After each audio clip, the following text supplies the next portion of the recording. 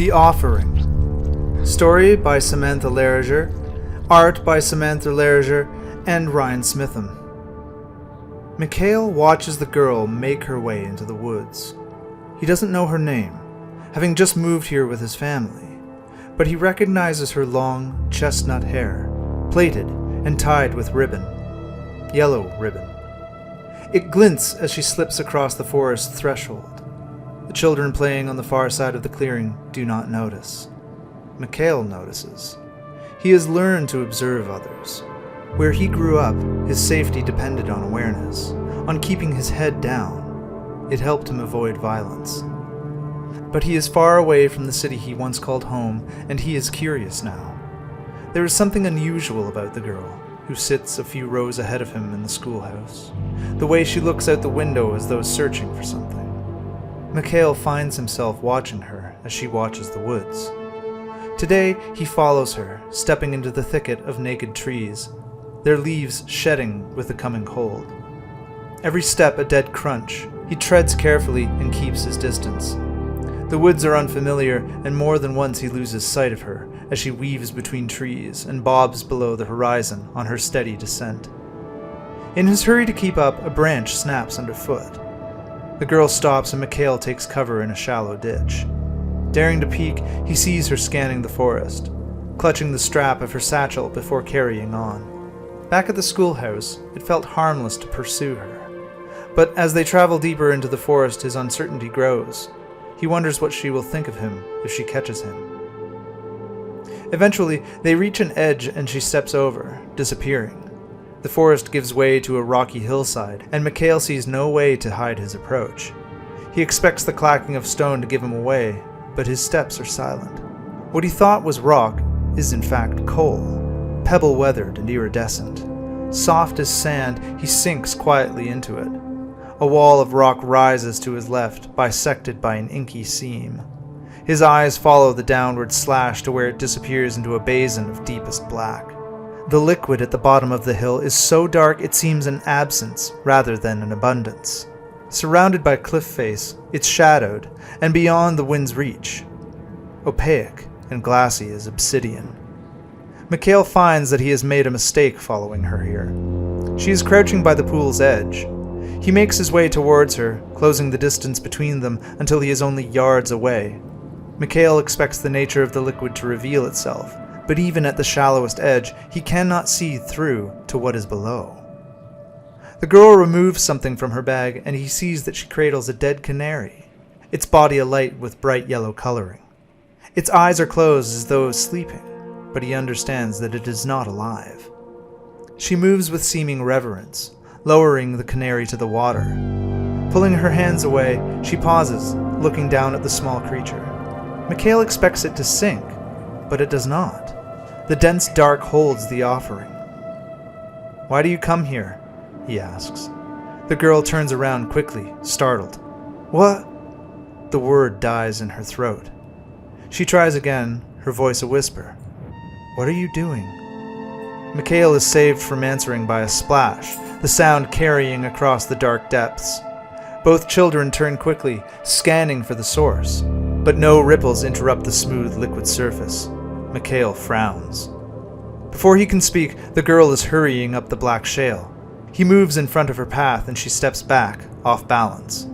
Mikhail reaches out to steady her and is surprised when she grabs onto him, tightly, tugging as she starts back up. "We must go, please." She pleads in a tone that brooks no argument. Mikhail lets her hold on to his shirt sleeves as they scramble up the steep slope. She lets go, sure now that he's following. But her hurried intensity never falters. Mikhail feels his stomach tighten and realizes that he is afraid.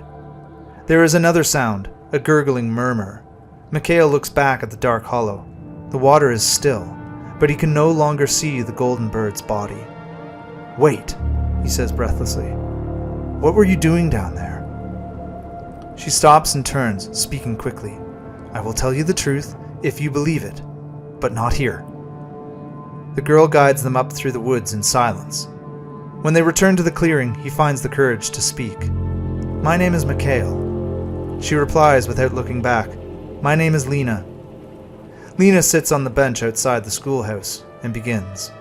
I know your family settled here this past summer, and you may not know what happened at the mine. Even most who have lived here longer don't know, or want to know, but they have enough sense to stay away. Lena gives him a disapproving look before her face softens. Do you want to hear the story? After a moment she adds, sometimes I wish I didn't know it myself. Mikhail's yes catches in his throat. He nods.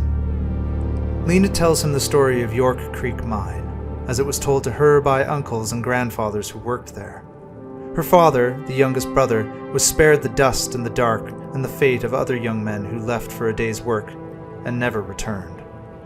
As young as 13 they went, beginning as breaker boys, or sorting coal from rock at the picking table. They'd leave the surface behind to work underground as trappers, moving quickly to open and close doors for passing coal tubs. Between hauls they sat idle, waiting, for hours at a time, in total darkness. It was these boys who first reported strange happenings. Dark pools forming far from any water. Sounds with no seeming source. A shifting shadow barely visible in the pitch black. Caged canaries, far from their natural predators, were vanishing. Only small yellow feathers where full fledglings once perched. When the first boy went missing, all was confusion. So many tunnels, so many things that may have gone wrong, but no sign of what did. All that searching in vain. A second boy went below never to resurface. Then a third. Whispers became rumors, became uproar as more young men disappeared. Workers refused to return to York Creek. The mine closed. And year after year the water rose, flooding all that was left. And yet, the mine was not completely abandoned. Folks were afraid that whatever took those boys would come seeking others. My uncle showed me how to offer the canaries. He said that would keep it from leaving that place. They sat there for a long while. Lena gifted her yellow ribbon, making him promise to never return there.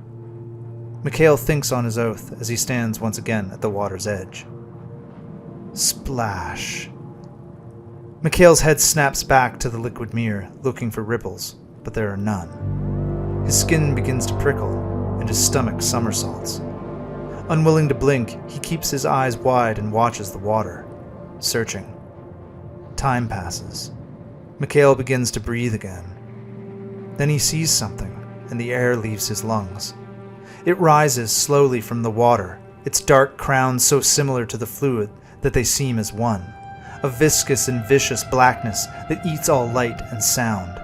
Silently it moves, leaving no signs of its breach. It inches towards the shore, revealing more of itself, and yet Mikhail can see no eyes, no features at all, nothing but a dark silhouette. A cold dread freezes him in place, each moment a warped eternity. All is quiet save for the thunderous pounding in Mikhail's chest.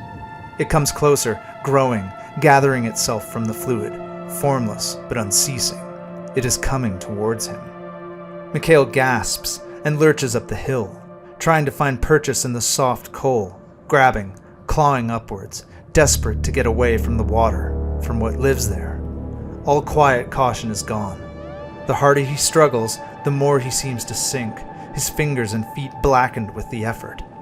Only when he has some momentum, some distance between his body and the black abyss, does he look to the crest of the hill, to where he needs to go. It is there. The shadow stands where the slope meets the sky, and without eyes, looks down at him. Mikhail clutches the yellow ribbon.